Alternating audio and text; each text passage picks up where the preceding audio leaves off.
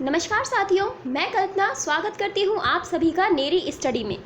कैसे हैं आप सभी? आशा करती हूँ आप सभी बेहतर होंगे और आप अपना रिवीजन अच्छे से कर रहे होंगे, क्योंकि रिवीजन करना एक स्टूडेंट के लिए बहुत ही ज़्यादा ज़रूरी है। अगर आप जितना ज़्यादा रिवीजन करते रहेंगे तो चीज़ों को उतने अच्छे से याद रख सकेंगे, किसी भी तथ्य को आप भूलेंगे नहीं। तो इसीलिए मेरा मानना है, इतिहास में यदि आप रिवीजन करते रहेंगे तो तथ्य आपके दिमाग में स्थिर बने रहेंगे। आज हम कवर करने जा रहे हैं चोल साम्राज्य को। वीडियो को अंत तक ज़रूर देखें और चैनल को प्लीज़ ज़्यादा से ज़्यादा शेयर करें और सब्सक्राइब करें। तो आज हम जिस पर चर्चा करने जा रहे हैं वो है चोल साम्राज्य। आज हम चोल साम्राज्य के बारे में पढ़ेंगे कि चोल साम्राज्य में कौन कौन से राजा थे, किस प्रकार की इनकी नीतियाँ थीं। देखिए, मैं पहले बताना चाहती हूँ, चोल साम्राज्य थोड़ा सा बड़ा है, तो इसको हम लगभग तीन वीडियोज़ में हम इसे कवर करेंगे और आज ये इसका पार्ट 1 है। तो इसके बाद एक पार्ट 2 आएगा और फिर एक पार्ट 3। पार्ट 3 में हम इनकी प्रशासनिक स्थिति, उस समय की राजनीतिक स्थितियाँ कैसी थी, वो सभी चीज़ें कवर करेंगे। तो आज हम चोल साम्राज्य से संबंधित कुछ महत्वपूर्ण शासकों के बारे में पढ़ेंगे और कहाँ से चोल साम्राज्य प्रारंभ हुआ, इसके बारे में आज हम पढ़ेंगे। तो सबसे पहले हम कवर करेंगे कि इस साम्राज्य में, चोल साम्राज्य में कौन कौन से शासक हुए, उनके बारे में पढ़ेंगे। तो अगर हम इनके नामों की बात करें तो जो संस्थापक माने जाते हैं वो विजयालय को संस्थापक माना जाता है चोल साम्राज्य का। इसके बाद आदित्य प्रथम, परांतक प्रथम, गंडरादित्य, परांतक द्वितीय और जिसको सुंदर चोल के नाम से भी जाना जाता है। राजा राज प्रथम, इनको राज प्रथम भी कहा जाता है। इसके अलावा राजेंद्र प्रथम, ये सभी महान शासक हुए हैं। राजाधिराज प्रथम, राजेंद्र देव, इनके अलावा वीर राजेंद्र और फिर अधिराजेंद्र। इसके बाद एक परिवर्तन आएगा कि अधिराजेंद्र के बाद जो शासक बनेगा कुलोत्तुंग प्रथम, तो इनको चोल प्लस चालुक्य वंश का कहा जाएगा, चोल चालुक्य मिलकर। तो इनके पीछे क्या स्टोरी है वो भी मैं आपको बताऊंगी।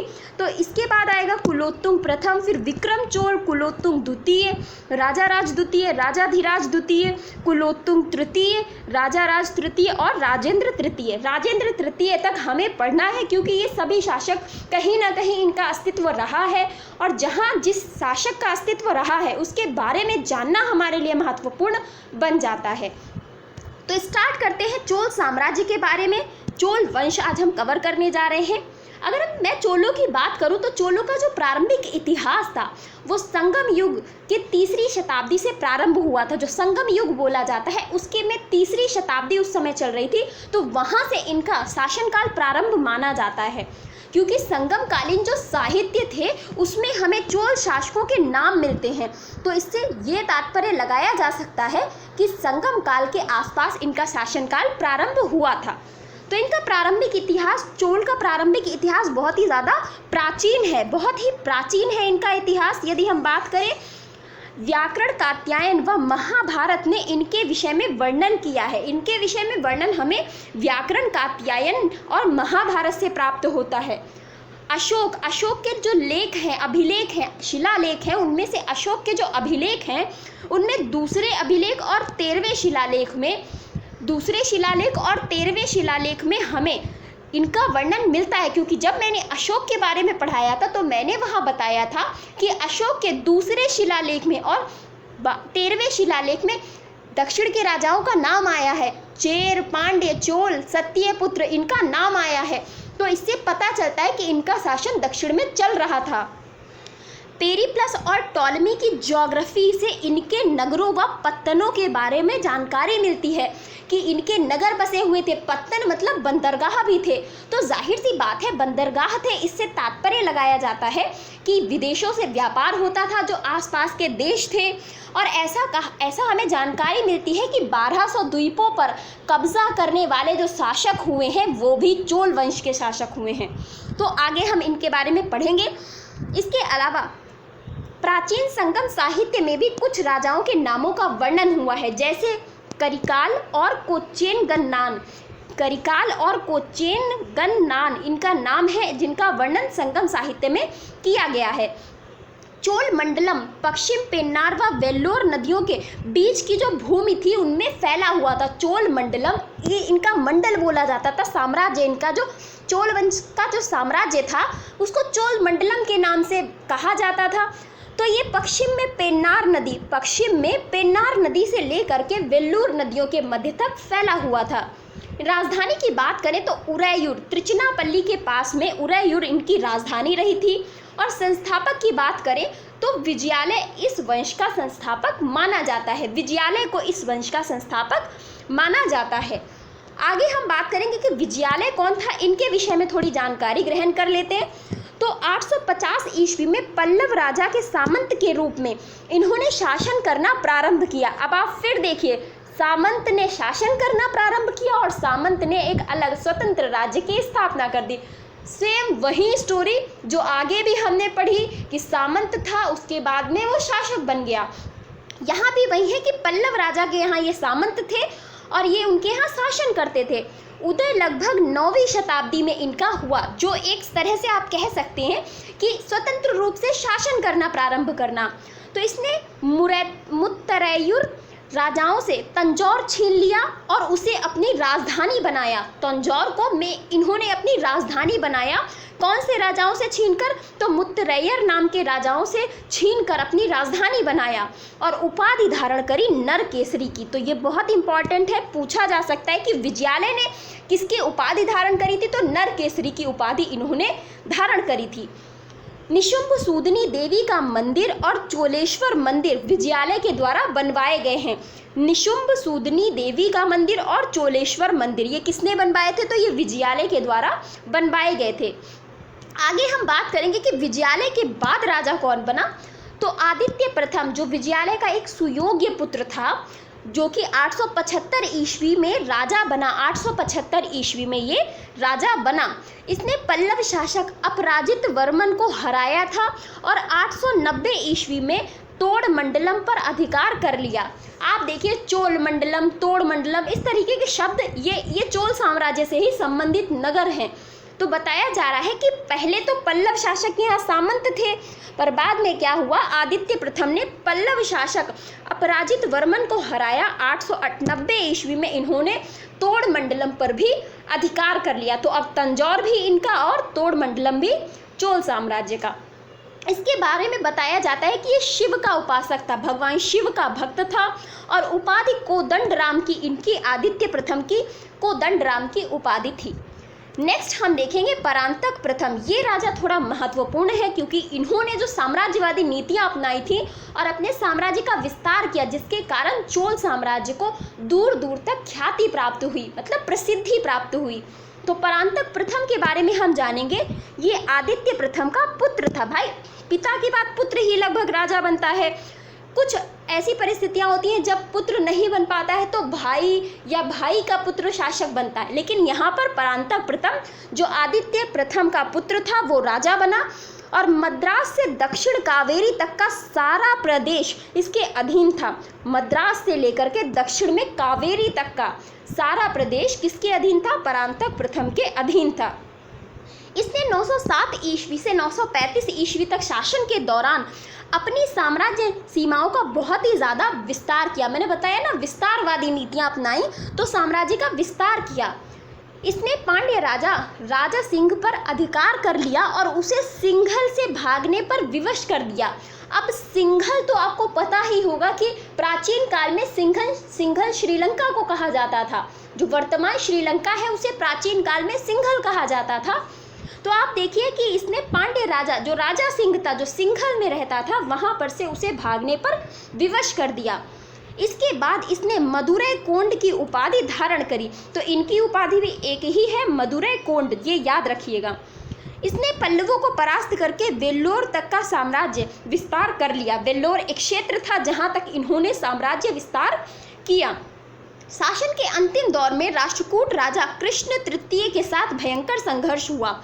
अब ये संघर्ष इनके लिए थोड़ा सा भारी पड़ा कि राष्ट्रकूट राजा कृष्ण तृतीय के साथ संघर्ष हुआ। 949 ईस्वी में हुए इस तक्कोलम के युद्ध को, ये तक्कोलम का युद्ध बोला जाता है, जो कि 949 ईस्वी 949 में हुआ था।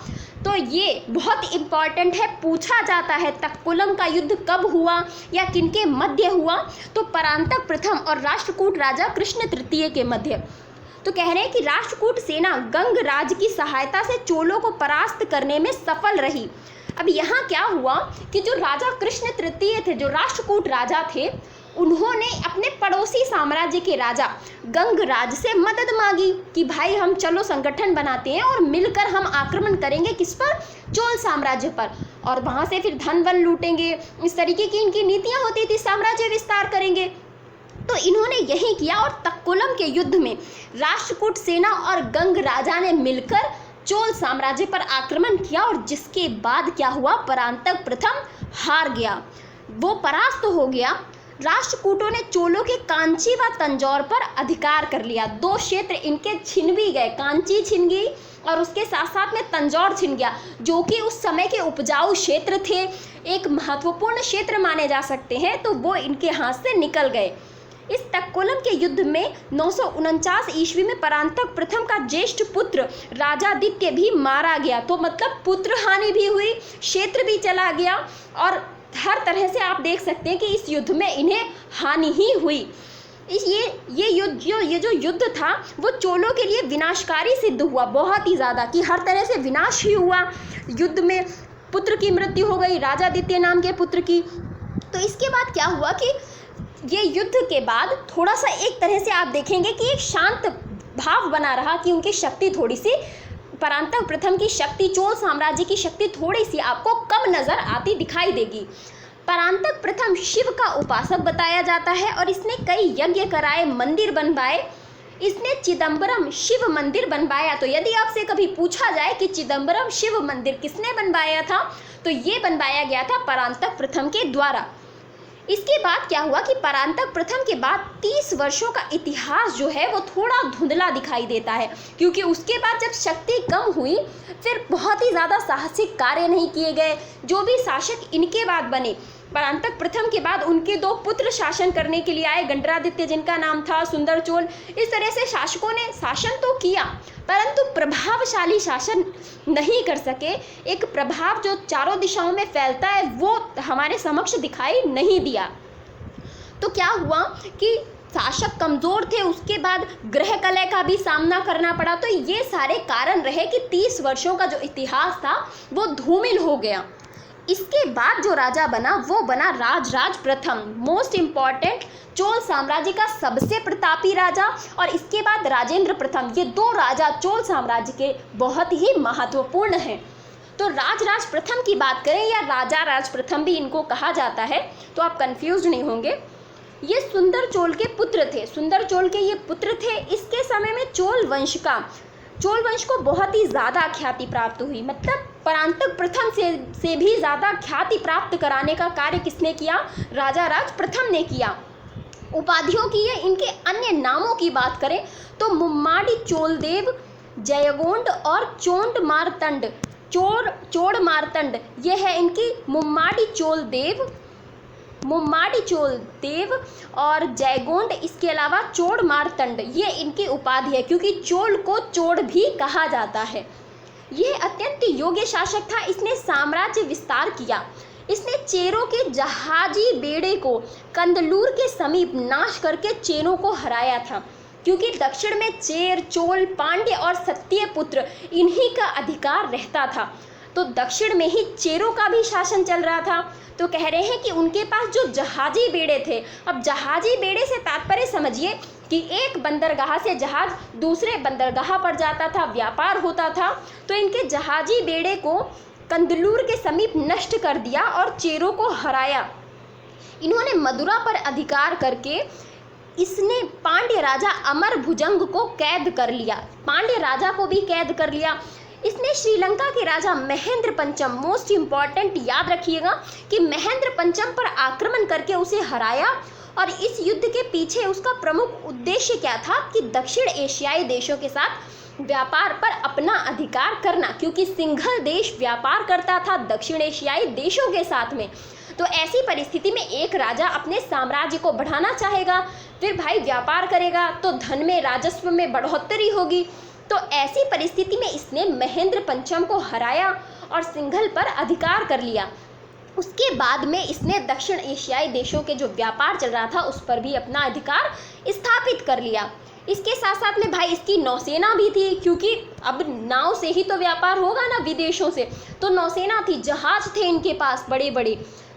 इसने श्रीलंका के उत्तरी भाग को अपने साम्राज्य में मिला लिया, अपने साम्राज्य में उत्तरी भाग को मिला लिया। आपको पता है ये श्रीलंका जाने के लिए बीच में थोड़ी सी तो जगह है ही, जो पानी का रास्ता है उसको पार करने के लिए इनके पास जहाज थे, जहाजी बेड़ा था इनके पास, तो अपने साम्राज्य में मिला लिया। और ये क्षेत्र कहलाया मुम्माडी चोल मंडलम, जो वहाँ का क्षेत्र कहलाता था चोल मंडलम कहलाता था, और इसे मिलाया तो क्या बोला गया, मुम्माडी चोल मंडलम।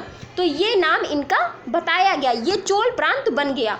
राजा राज प्रथम ने अपनी पुत्री कुंदवै का विवाह विक्रमादित्य नाम के राजा से कराया था। इन्होंने अपनी पुत्री का नाम विवाह कराया, तो विवाह नीति से भी विस्तार किया। इसके अलावा चोल अभिलेख से हमें पता चलता है कि राजा राज प्रथम ने कलिंग व समुद्र के 1200 द्वीपों पर विजय प्राप्त की। बहुत इंपॉर्टेंट है, एग्जाम्स में पूछा जाता है कि वो कौन सा दक्षिण भारत का राजा था जिसने 1200 द्वीपों पर अधिकार किया, तो आपको बस एक उत्तर देना है, राजा राज प्रथम। तो ये राजा राज प्रथम या राज प्रथम ने कलिंग और समुद्र के 1200 द्वीपों पर अधिकार किया, और इन्हीं द्वीपों में लक्षद्वीप, जिसको वर्तमान में लक्षद्वीप के नाम से जानते हैं, और मालदीव, ये दोनों शामिल थे। तो आसपास के जो 1200 द्वीप थे उन पर अधिकार कर लिया। एक शक्तिशाली व्यक्ति ही ऐसा कर सकता है, ये आप सभी जानते हैं। तो जाहिर सी बात है राजा राज प्रथम एक बहुत ही शक्तिशाली शासक रहा होगा। ये संपूर्ण मद्रास, कुर्ग, मैसूर और सिंघल के भागों का स्वामी बन गया। जितने भी आसपास के आप क्षेत्र देख रहे हैं, मद्रास हुआ, मैसूर हुआ, सिंघल हुआ या कुर्ग हुआ, ये सभी जो क्षेत्र थे किसके अधीन हो गए, राजा राज प्रथम के अधीन, चोल साम्राज्य के अधीन हो गए। इसने एक दूत मंडल चीन भी भेजा था। अब दूत मंडल को चीन भी भेज दिया संदेश लेकर के कि भाई जाओ मेरे बारे में वहां तक ख्याति फैला के आओ, तो एक दूत मंडल को चीन भेज दिया था। इसके अलावा एक और मोस्ट इम्पॉर्टेंट ये भी आपको याद रखना है कि जो बृहदेश्वर का मंदिर, तंजौर में जो बृहदेश्वर का मंदिर वर्तमान में स्थित है, उसको किसने बनवाया था, उसको राजा राज प्रथम ने बनवाया था। और इसको जो पुराना नाम था वो राजराजेश्वर शैव मंदिर था। तो राजराजेश्वर मंदिर आपसे पूछा जाए वो भी तंजौर में है, या राजराजेश्वर शैव मंदिर पूछा जाए तो वो भी तंजौर में है, और बृहदेश्वर मंदिर वो भी तंजौर में स्थित है। इसके अलावा ये जो मंदिर है वो पूरा का पूरा मंदिर ग्रेनाइट पत्थर से बना हुआ है। एक अद्भुत उदाहरण हमारे सामने पेश किया कला और शैली का कि ये पूरा मंदिर ग्रेनाइट पत्थर से बना हुआ है और यूनेस्को की विश्व धरोहर सूची में शामिल है, क्योंकि ये एक अद्भुत विरासत है भारतीय संस्कृति की, इसीलिए इसको यूनेस्को की विश्व धरोहर सूची में भी शामिल किया गया है। आगे हम बात करेंगे राजेंद्र प्रथम के बारे में, जो कि इस वंश का एक और महान शासक है। तो राजेंद्र प्रथम की हम बात करेंगे। ये राजा राज प्रथम का पुत्र था और इसका शासनकाल 1012 ईस्वी से प्रारंभ माना जाता है। तब ये राजकुमार ही था, मतलब तब ये राजा नहीं बना था। जब 1012 की हम बात करें तब ये अपने पिता के अधीन रह करके कार्य किया करता था। तो ये अत्यंत पराक्रमी शासक था। कहते हैं कि अपने पिता के काल से ही इसने इडितुरैनाडु, जो कि रायचूर जिले में स्थित है, बनवासी, उत्तरी कन्नड़, कोल्लीपक्काके, कुलपक और मड़ैकदकम, ये मान्यखेट, इसको मान्यखेट बोला जाता है। ये इस तरीके के नाम थे, क्योंकि आप दक्षिण भारत की बात करेंगे तो दक्षिण भारत में लगभग जितने भी नाम आपको पढ़ने में आएंगे वो इसी तरीके के होंगे और आपको याद भी करने होंगे। तो ये जो भी नाम है, यहाँ पर इन्होंने अपने पिता के शासनकाल में ही युद्ध किया और विजय प्राप्त की, विरुद्ध सफल युद्ध करके प्रसिद्धि प्राप्त की। तो ये अपने पिता के शासनकाल से ही प्रसिद्धिपूर्ण कार्य करना प्रारंभ कर चुका था। परंतु जब इसका राज्यारोहण हुआ तो 1017 ईस्वी में राज्यारोहण के बाद इसने क्या किया, सिंघल को पूर्णतः जीत लिया।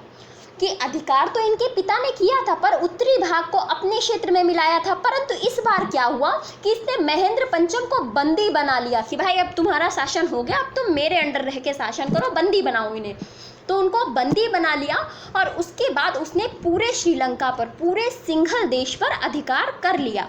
इसने अपने पिता द्वारा जीते अनेक द्वीपों पर पूर्णतः अधिकार अपना बनाए रखा, जैसे कि लक्षद्वीप हुआ, मालदीव हुआ। इसके अलावा जो 1200 द्वीप थे उन सभी को शासन के अधीन रखा और उन पर अपना अधिकार बनाए रखा। आगे हम बात करेंगे राजेंद्र प्रथम के बारे में कि उत्तर में उसने पाल वंश के शासक महिपाल को हराकर गंगैकोंड की उपाधि धारण की थी। तो ये प्रश्न आपसे ऐसे भी पूछा जा सकता है कि किस शासक को हराने के बाद राजेंद्र प्रथम ने गंगैकोंड की उपाधि धारण करी थी। तो ये धारण करी थी पाल वंश के शासक महिपाल को हराने के बाद।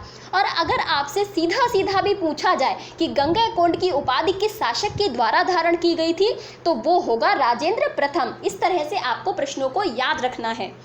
इसके पास एक शक्तिशाली जहाजी बेड़ा था जिसका प्रयोग उसने बंगाल की खाड़ी में किया, क्योंकि साम्राज्य विस्तार करना था। अब आप सोचे 1200 द्वीप कोई एक ही अरब सागर के ही नहीं जीत लिए थे या हिंद महासागर के ही नहीं, आसपास के क्षेत्र के 1200 कुल द्वीप, तो हो सकता है कि कुछ द्वीप बंगाल की खाड़ी के भी रहे होंगे। तो उन सभी द्वीपों को देखने का, कार्य देखने का, या फिर जो भी इनकी साम्राज्यवादी नीतियों के लिए बंगाल की खाड़ी में इसने उन बेड़ों का, जहाजी बेड़ों का और अपनी शक्ति का प्रदर्शन करने के लिए उनका प्रयोग किया था। इसका शासनकाल शांतिपूर्ण नहीं था, मतलब जब तक इसने शासन किया लगातार युद्ध होते रहे, कभी आसपास के शासकों से युद्ध, कभी किसी से। तो कहते हैं कि जब इसने अपनी तलवार को म्यान में रखा उसके बाद भी इसको शांति नहीं मिली। वो तलवार तो हालांकि नहीं निकली, परंतु निरंतर विद्रोह होते रहे कि उन्हें उस विद्रोह को शांत करने के लिए कोई ना कोई प्रयास निरंतर करते रहना पड़ा। राजेंद्र प्रथम ने गंगैकोंडपुरम नामक एक नई राजधानी बनाई, क्योंकि अभी तक उरैयूर इनकी राजधानी थी, परंतु गंगैकोंडपुरम एक नया नगर बसाया और उसे अपनी राजधानी बनाया। किसने? तो वो थे राजेंद्र प्रथम। राजेंद्र प्रथम ने ही राजधानी के निकट एक झील भी बनवाई थी और कहते हैं कि इस झील में पेन्नार और वेलोर नदियों का पानी मिला हुआ पानी था और उसी से एक झील का निर्माण किया गया था। उपाधि की अगर हम इनकी बात करें तो पश्चिम चोल, मुदिगुंड चोल, वीर राजेंद्र, गंगैकोंड चोल, ये इनकी कुछ उपाधियां थीं जो इनके द्वारा धारण की गई थीं। फिर आगे पता चलता है कि इनके काल में वैदिक शिक्षा का बहुत ही ज़्यादा विकास हुआ, कि इन्होंने वैदिक शिक्षा की तरफ थोड़ा जोर दिया कि लोगों को वैदिक शिक्षा की ओर ध्यान देना चाहिए। तो इसको और विकास करने के लिए इन्होंने क्या किया, इसके अध्ययन के लिए, वैदिक शिक्षा के अध्ययन के लिए एक विद्यालय भी बनवाया था, ताकि वहाँ पर लोग वैदिक शिक्षा के विषय में जानकारी प्राप्त कर सकें, अध्ययन कर सकें। राजेंद्र प्रथम के बाद जो शासक बना उनका नाम है राजाधिराज प्रथम। राजाधिराज प्रथम, इनका शासनकाल 1044 ईस्वी से प्रारंभ होता है। 1044 ईस्वी में ये राजा बने, परंतु 1018 ईस्वी से ही ये राजेंद्र प्रथम के साथ कार्यों में भाग लेते रहते थे, क्योंकि एक समय था जब राजेंद्र प्रथम ने इन्हें किसी क्षेत्र का वायसराय भी नियुक्त कर दिया था। तो ये अपने पिता के साथ जो भी युद्ध होते थे या जो भी राजनीतिक कार्य थे उनमें भाग लिया करते थे जब ये राजकुमार थे, परंतु राजा ये बने 1044 ईस्वी में। इसने पांड्य व केरल के राजाओं को परास्त किया और ये श्रीलंका के राजाओं के साथ मिलकर इन्होंने एक संघ बनाया था। कि क्या हुआ कि पांड्य और केरल के जो राजा थे उन्होंने श्रीलंका पे इनका अधिकार चल रहा था, तो श्रीलंका के राजाओं के साथ एक संघ बनाया कि हम सब मिलके इन पर आक्रमण करेंगे और उसके बाद इन्हें हरा करके हम अपने अपने क्षेत्र को मतलब जो भी तुम्हारा क्षेत्र है तुम स्वतंत्र हो जाओगे और हमारे क्षेत्र पर हम स्वतंत्रता पूर्वक शासन करेंगे। तो ऐसे में क्या हुआ, पांड्य और केरल राजाओं को इसने परास्त कर दिया और जो इनका संघ बना हुआ था उस पूरे संघ को बुरी तरीके से राजाधिराज ने परास्त कर दिया, क्योंकि ये चोल साम्राज्य का शासक था और चोल साम्राज्य उस समय उत्कर्ष की ओर था। हर तरफ इनका साम्राज्य फैला हुआ था, इनकी शक्ति चारों दिशाओं में फैली हुई थी। तो ऐसे में कितना भी बड़ा संघ हो, इस संघ में कई सारे राजा शामिल थे, उस पूरे संघ को पराजित कर दिया और इस संघ को परास्त करने के बाद इसने क्या किया, अश्वमेध यज्ञ कराया। तो अश्वमेध यज्ञ शक्ति का प्रदर्शन करने के लिए, और जो कि इनके पास थी ही, तो वो शक्ति का प्रदर्शन करने के लिए इसने अश्वमेध यज्ञ कराया और इसने चालुक्य शासक सोमेश्वर प्रथम से भी युद्ध किया था। परंतु इस युद्ध में विजयी कौन हुआ इसके बारे में कोई जानकारी नहीं प्राप्त होती है। परंतु चोल शासक राजाधिराज प्रथम का चालुक्य वंश के शासक सोमेश्वर प्रथम के साथ में भी युद्ध हुआ था। इसके बाद में 1052 ईस्वी में कोप्पम के युद्ध में इसने अपने प्राणों को खो दिया। तो यदि आपसे पूछा जाए राजाधिराज की मृत्यु किस युद्ध के दौरान हुई थी, तो वो था 1052 ईस्वी का कोप्पम का युद्ध। आज के लिए हम चोल साम्राज्य में इतना ही पढ़ेंगे, क्योंकि उसके बाद अगर मैं बहुत ज़्यादा आपको पढ़ा दूंगी, शासक तो अभी बहुत हैं, लेकिन अगर एक साथ सारे शासकों को आप पढ़ेंगे तो आप कंफ्यूज हो जाएंगे, जो कि मैं नहीं चाहती। तो जिन शासकों पर हम कल चर्चा करेंगे उनका नाम है, हम कल पढ़ेंगे राजेंद्र देव द्वितीय को, वीर राजेंद्र को, अधिराजेंद्र को, और उसके बाद जो कुलोत्तुंग की पूरी स्टोरी है, क्योंकि कुलोत्तुंग में हमें इन शासकों के बारे में कुछ नहीं पढ़ना है, बस एक एक लाइन कि कब ये शासक बने और क्या इनसे संबंधित तथ्य है। तो ये सारी चीज़ें हम कल के वीडियो में कवर करेंगे। आज के लिए इतना ही। वीडियो कैसा लगा आप कमेंट करके मुझे ज़रूर बताएं और ज़्यादा से ज़्यादा शेयर करें। अगर कोई माइनर मिस्टेक होती है तो प्लीज़ उसको आप मुझे बताएं ताकि मैं उसे सुधार सकूं। तो thank you so much for watching.